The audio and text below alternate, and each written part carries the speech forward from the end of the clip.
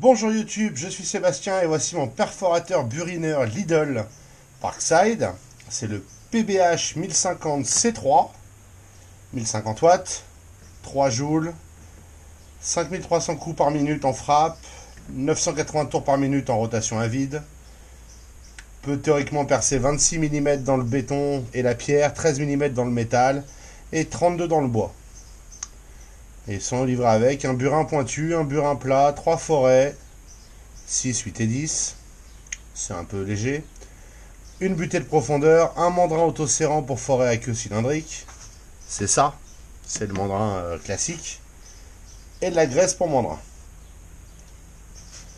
Il n'y a pas à tergiverser, on va jouer avec.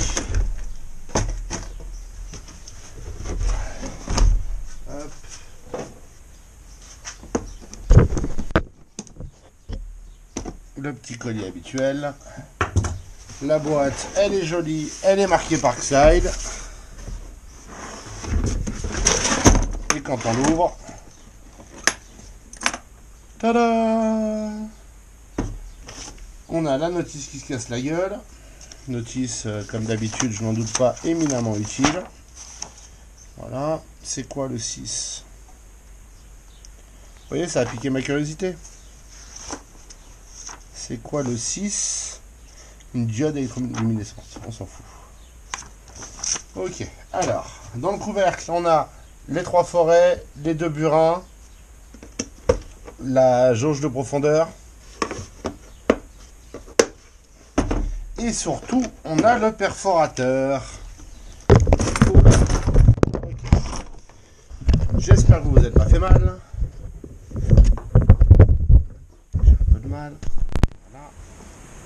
On a donc le perforateur qui est pas en état nickel. Vous pouvez voir que la peinture s'est accrochée. Bon, c'est la chaîne de fabrication qui est un peu fatiguée, pas bien entretenue. Là, ça c'est la graisse pour le mandrin. Et ça, avec son étiquette, attention, c'est pas pour faire marteau. C'est un bête mandrin autoserrant comme on en trouve partout.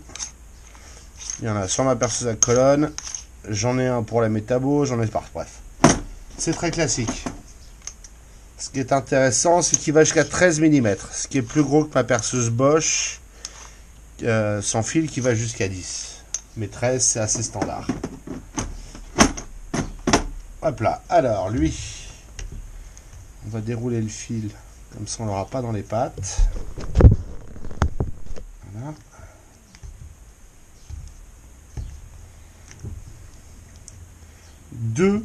Quand même, 2 de ces fils de fer pour tenir le câble électrique, c'est quand même pas rien, hein, c'est de la haute sécurité. On a 4 mètres de câble souple, d'assez bonne qualité au toucher, je sais pas ce que c'est, du 1 mm carré le fil. Wenling Antong électrique, je connais pas.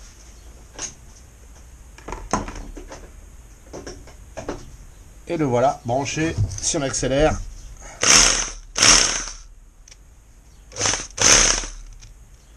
on change de sens là. En mode, on a percé marteau. Ça, c'est percé non marteau. Voilà. Ensuite, on n'a pas dans ce sens-là, a priori. Bah si. Pourquoi ils veulent pas y aller? Parce que c'est dur. On a un marteau. Là, le mandrin ne tourne pas. Et on a rotation. Je sais pas ce qu'il veut. Alors là, on est en rotation libre en fait. La tête peut tourner librement. C'est bizarre, mais ok. Bref. On a la vitesse qui serait d'ici. Donc ça, c'était 6. Pas terrible, hein. Ça, il faut le resserrer parce que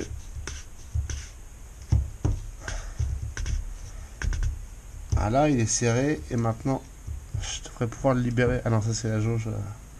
Bref, il se serre et se desserre avec la poignée, hein. C'est assez classique. Il peut aussi s'enlever entièrement. Et on peut mettre la jauge de profondeur dans le petit carré en s'assurant de pouvoir la lire. avec les dents comme ça, il y a des symboles dessus. On appuie, on enfonce, je l'ai mise à l'envers. On appuie, on enfonce. Voilà, on a la jauge de profondeur, c'est extrêmement simple. Elle est graduée de 1 à 20 cm, 21 jusqu'au bout, mais on peut pas aller jusqu'au bout. Ça peut servir. C'est pas... C'est aussi bien qu'un scotch qu'on met sur le forêt. Alors, vitesse 1. Ah bah il tourne même pas. Ok, on va essayer en perçage uniquement. Ok, vitesse 1, très lent. Vitesse 2.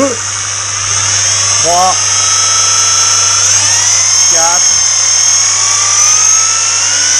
5.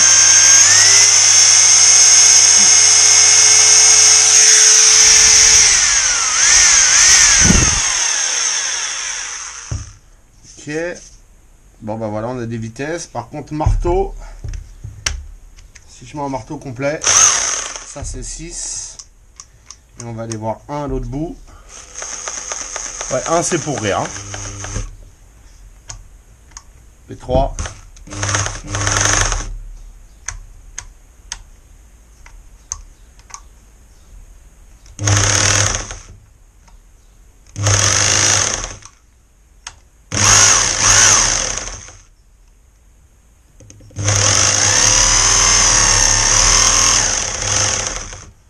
Alors, l'accélérateur est progressif. Donc, on a la vitesse plus la progressivité de l'accélérateur. On peut aussi le bloquer ouvert avec ça. Voilà. Et on relâche en appuyant dessus. Changer de sens n'a aucun intérêt pour le marteau. Et voilà. Et on a en effet une diode électroluminescente pour nous dire qu'il est en action. Enfin, qu'il est branché. Ça en fait du fil, mais c'est bien. C'est pratique d'avoir de la longueur de fil. Il n'y a rien de plus chiant que de devoir s'arrêter pour... Alors, par contre, pour le remettre correctement dans la boîte, hein, c'est toujours pareil, c'est une épreuve.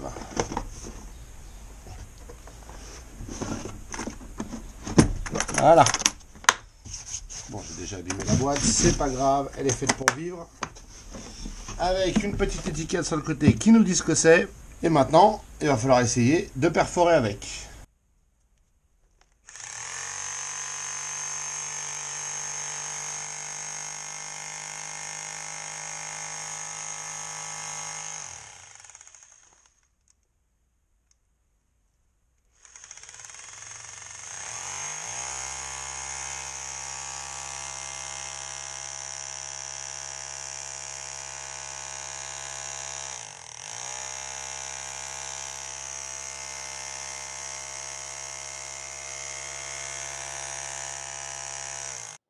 Pendant que vous pouvez admirer mon travail d'orfèvre, à savoir défoncer des blocs de béton qui sont là depuis Dieu sait combien de dizaines d'années, bien denses avec des bons gros cailloux à l'intérieur, je vais vous dire ce que j'en pense de ce perforateur.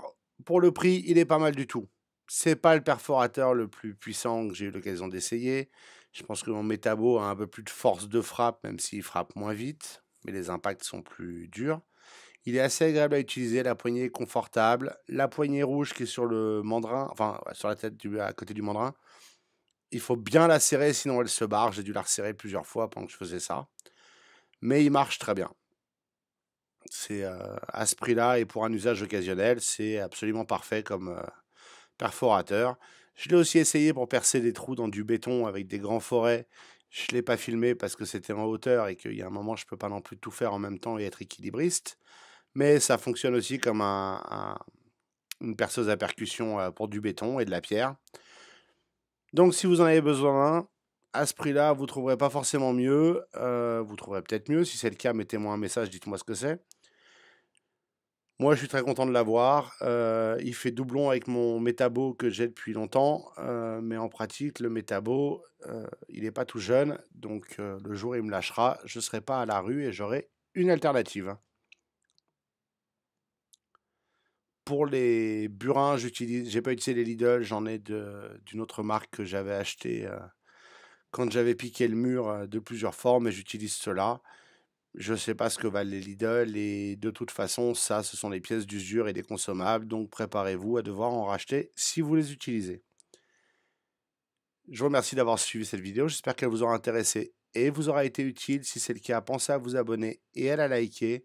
Et puis si vous avez des questions ou des remarques, les commentaires sont là pour ça.